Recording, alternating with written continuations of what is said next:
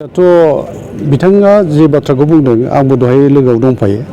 जोङो गोबां सम बुंनो थाङोबा गोलाव सम जि सोमावसारनायखौ बड'फानि गेजेरजों जोङो बाहागो लाबोदोंमोन। बे सोमावसारनायनि गेजेरजों बर'फ्रा दिनैहाय मोनथाम बुंनांगोन फारियै जोङो गोरोबथा खालामनाय जाहैबाय।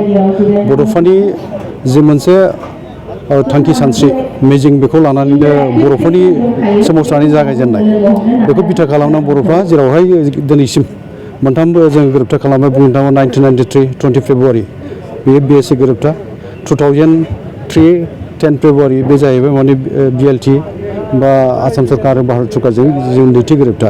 दाखालि 2020 मायथाइनि 27 जानुवारियावहाय बर'नि थामथि गोजोन गोरोबथा खालामनाय जाबाय। बे गासैबो बड'फानिनो बावहाय बिथांनि होलांनाय जि मोनसे थांखि सानस्रि बा मिजिं आरो बेखौ बिथा खालाम बर' हारिखौ बुहुमाव मोनसे गेरेमसा हारि दानाय जि मोनसे प्लेनिंआव जों खामानि मावलायदों बेफोरखौ जों दाबो मावफुंजोबनो हायाखै, जों नाजालायगासिनो दं।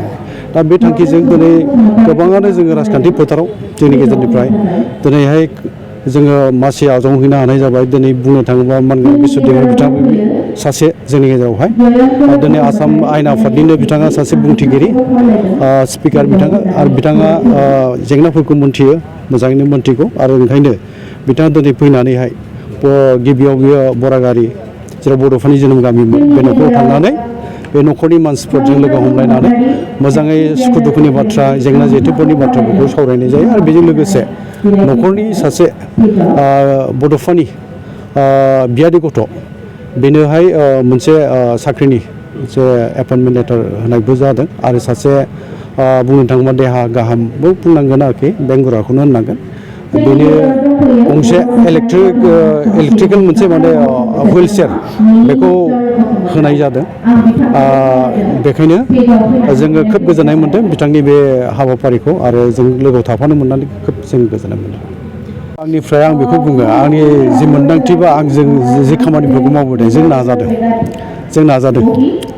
आं नाजादोंसो बुंगोन। आं मावफुंनो हाथारबाय होननानै आं बेखौ दाबिनानै बुंनो लुबैया। जों नाजादों, जेसेबां हायो जों नाजादों आरो नाजालांनाया थाबाय थागोन। सोरबाया मा मोनसे थांखि सानस्रि लानानै खामानि मावदों बेबो बिथांमोननि बाथ्रा, खिन्थु आंहा मोनसे फोथायनाय दङ दिनै नङा सानसे मालाबा बड'फानि थांखि सानस्रियाबो मोगथां महर मोनगोन।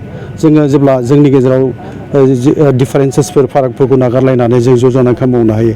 जेबो गोहो गैया जे जोंखौ होबथानो हानाय, नाथाय बाथ्राया बेल' दिनै जों गोबां जाहोनाव गोबां आफाद थाबाय, गोबां थांखि सानस्रिखौ बिथा खालामनो खामानि मावनाय जाहैबाय। ओंखायनो जोंनि गेजेराव खामानि मावनाया जोंनि फारागखौ नागारलायनानै खौसे जानानै मावनो हायोबा बेवहाय जाफुंनाया मोगथांथार बेखौ जों फोथायनो हायो। जोंनि गोनांथि दं, जोंहा बहाबा गोरोन्थि जादोंबा बेखौ बिजिरनो हानांगोन आरो गोरोन्थिखौ जों सिमान जानोबो हानांगोन आरो जों सैथोखौ गनायनांगोन।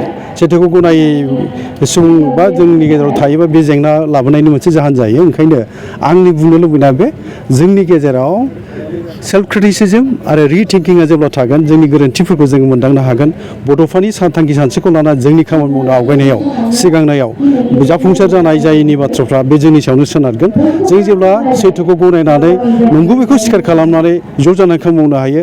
आंहा फोथायनाय दं, दहायबो बुंबाय आङो टुडे अर टुमर'आव मालाबा सानसे जोंनि थांखि मिजिं बड'फानि थांखि मिजिं हारिखौ गेरेमसा हारि दानाय, बर' हारिखौ बुहुमाव गेरेमसा हारि दानाय बे सानसेबाबो जाफुंगोन बे आंहा फोथायनाय दं।